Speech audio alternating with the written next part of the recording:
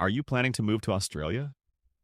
Stop everything you are doing right now, because if you miss these new immigration rules that just kicked in July 2026, your visa application could be rejected before it even gets reviewed. Welcome back to Aussie Gateway, your most trusted source for everything Australia: immigration, visas, and settlement. I am so glad you are here today because what we are covering in this video is something every single person dreaming of Australia needs to hear right now. These are not small tweaks. These are major changes that are already affecting thousands of applicants around the world, and most people have absolutely no idea they even happened.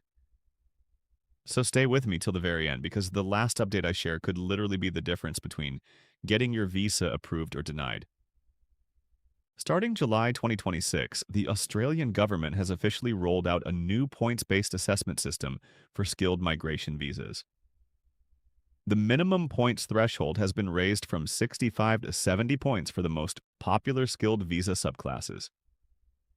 This means if your profile was sitting just at the borderline before, you may no longer be competitive in the current invitation rounds. You need to go back, reassess your points, and see where you stand right now. The English language requirements have also been tightened significantly.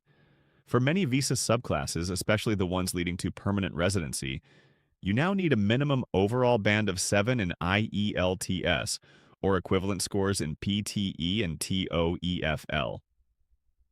Competent English is simply no longer enough if you are targeting permanent residency pathways. This change is already in effect, and it is catching a lot of applicants completely off guard. The occupation lists have been updated as well. Several occupations that were previously on the medium and long-term strategic skills list have been removed, while new and demand occupations in healthcare, cybersecurity, construction, and aged care have been added. If your occupation has been removed, your expression of interest may no longer receive invitations, and you will need to explore alternative visa pathways immediately. For student visa holders, there is a major update you must know. The post-study work rights rules have been revised. Depending on your qualification level and the institution you studied at, your work rights duration after graduation may now be different from what was previously announced. Regional study incentives have also been restructured, and studying in certain regional areas can now give you extra points and extended work rights under the new framework. The partner visa processing system has gone through a major overhaul. The government has introduced a new integrity assessment stage that focuses on the genuineness of the relationship more rigorously than before. More documentation is now required up front, and processing times have shifted again. If you have a partner visa in progress or are about to lodge one, make sure your documentation is thorough and up to date before submission. For employer-sponsored visas, the temporary skill shortage visa has seen changes in the approved sponsor requirements. Employers now have stricter obligations in terms of paying market salary rates and demonstrating genuine attempts to recruit locally before sponsoring overseas workers. If you are counting on employer sponsorship, make sure your future employer is fully up to date with their compliance obligations. The temporary graduate visa, subclass 485, has new conditions attached for July 2026 onwards. Graduates from regional campuses are being given priority, and there are new caps being trialed in certain metropolitan areas for some qualification streams. Check very carefully whether your qualification and your study location still makes you eligible under the revised conditions.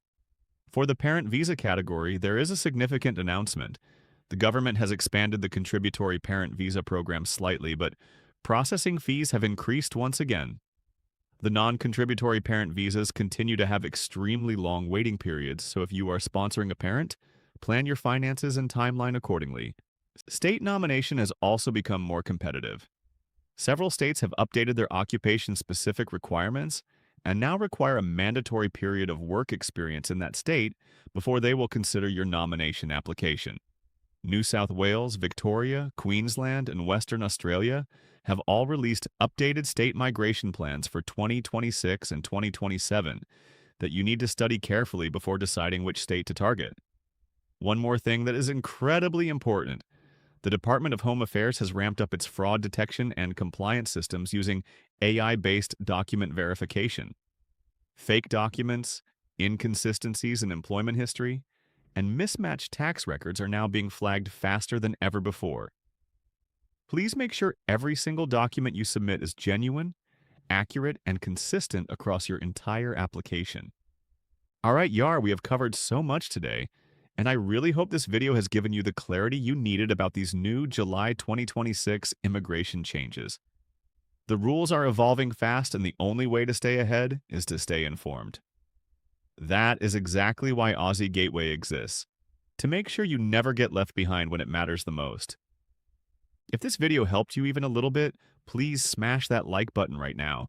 It genuinely helps this channel reach more people who need this information.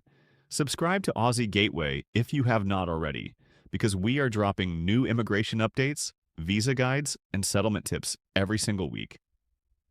Share this video with anyone you know who is planning to move to Australia, because you might just be saving their visa application. And drop your questions in the comments below. Our team reads every single one, and we will do our best to guide you. Until next time, stay focused, stay informed, and your Australian dream is closer than you think. We will see you in the next video. Take care. Take